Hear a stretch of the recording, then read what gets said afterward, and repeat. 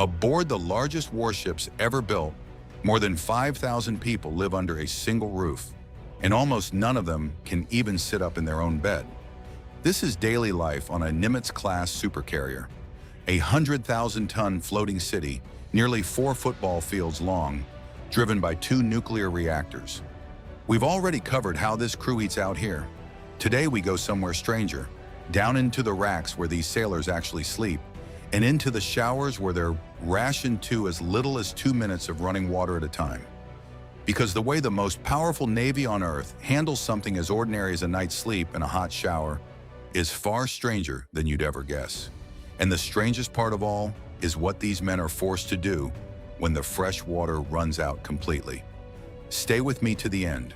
Start with the ship itself, because the scale is the entire point. A Nimitz-class carrier runs about 1,092 feet from bow to stern, longer than the Empire State Building is tall, and weighs in around 100,000 tons fully loaded. The flight deck on top covers 4.5 acres. 2 nuclear reactors push all of that steel through the water at better than 30 knots, and the ship can stay at sea for years without ever stopping for fuel. The only real limits are food and the endurance of the people aboard. And that crew is staggering.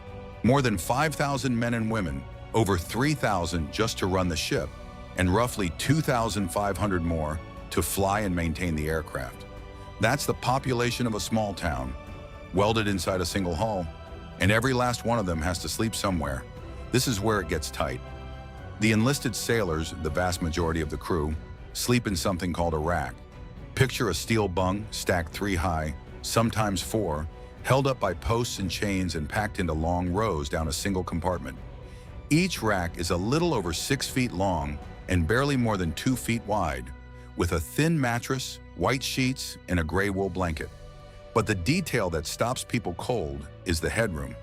From the top of your mattress to the bottom of the bunk above you, there are only about 20 inches of clearance. You cannot sit up. You slide in, you lie flat, and you drag a thin curtain across the side. That curtain is the only door you have on the entire ship. Now lift the mattress. The whole platform swings up on a hinge, and underneath sits a shallow steel tray the sailors call a coffin locker. That's the official nickname, and the moment you see one, you understand it. A few inches deep, that locker holds nearly everything you own for a deployment that can stretch 6 to 8 months. Every uniform, your civilian clothes, the photos from home, all of it. For thousands of sailors, that tray is the only truly private space they have left in the world. Now picture the crowd. A single berthing compartment on a carrier can pack anywhere from a few dozen men to as many as 180 of them into one space. The biggest of these open berthings, the crew nicknames Gen Pop, after general population in a prison. All of them share one small cluster of toilets and showers. On one carrier, a division of around 80 sailors had just 4 shower stalls between them. When reveille sounds at 6 in the morning, all 80 are awake and crowding the same head at once. And it is not the same for everyone. The officers and the chiefs sleep in staterooms. Fewer men to a room, an actual measure of privacy, and bunks that don't even carry that coffin locker beneath them. Out here, rank is measured in square feet. Then there's the noise, and that comes down to where these compartments sit. Many of them are tucked directly beneath the flight deck. So while you're trying to sleep, jets weighing tens of thousands of pounds are slamming down onto the steel just feet above your face, and steam catapults are firing others off the bow. One study of a carrier's sleeping areas found that nearly 3 out of 4 noise readings were too loud for human ears to properly recover. And every single measurement crossed the threshold where noise starts wrecking sleep outright. Out here, earplugs and an eye mask aren't comfort items. They're survival gear. And yet, as cramped and as loud as that is, there's one sleeping arrangement aboard that's stranger still. It's called hot racking, or hot bunking. When a ship is pushed past its capacity, during an operational surge or when extra units come aboard, there simply aren't enough racks to go around. So 2, sometimes 3 sailors are assigned to a single bed and traded off by shift. One man rolls out to stand his watch, and the next climbs straight into the rack he just left, into a mattress still warm from the body heat of the man who was in it minutes earlier. It's most common on submarines, where every cubic inch is fought over, But it has happened on carriers too. And it's always the lowest-ranking sailors who draw it, which brings us to the other half of life out here, getting clean. And this is where a carrier hides its strangest secret of all. You are floating in the middle of an entire ocean, and you cannot use one drop of it. Seawater can't be drunk and can't be washed with. The salt alone would ruin you. So the ship has to manufacture its own fresh water from scratch, and the way it does that is genuinely ingenious. Here's the trick. Using the enormous heat thrown off by its nuclear power plant, the carrier doesn't simply boil seawater the way you'd boil a pot on the stove. Instead, it pulls the pressure inside huge tanks called evaporators far down. And at that low pressure, seawater flashes into steam at a temperature well below its normal boiling point. The salt is too heavy to follow. It's left behind as brine and pumped back into the sea.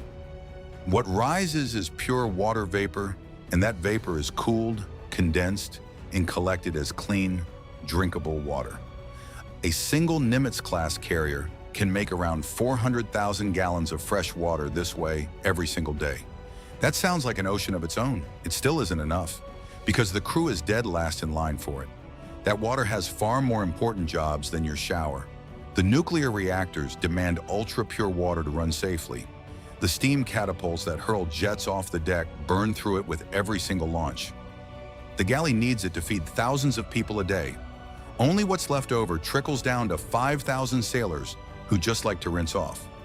So the Navy doesn't merely ask its people to go easy on the water, it trains them in a completely different way to bathe.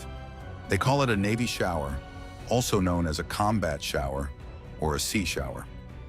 The drill is simple, and it is strict. You step in and wet down for about 30 seconds, then you shut the water off completely, and you stand there dripping, soaping, and scrubbing with not a drop running. Only once you're fully lathered do you turn it back on for under a minute, just long enough to rinse. Total time with the water actually flowing, about 2 minutes. A Navy shower burns somewhere around 2 to 3 gallons. A long, easy shower back home can run up to 60. There's even a name for taking one of those long, wasteful showers aboard a ship. Sailors call it a Hollywood shower, and on a Navy vessel, it isn't a luxury. It's a punishable offense. But here's the moment all of this has been building toward. Because sometimes even strict rationing isn't enough. When the evaporators can't keep up with demand, or one of them breaks down, the entire ship goes on to what's called water hours. And during water hours, they don't just shorten your shower, they secure the showers altogether. They shut them off completely. No showers, sometimes no laundry either, for hours on end. Now put yourself inside that moment.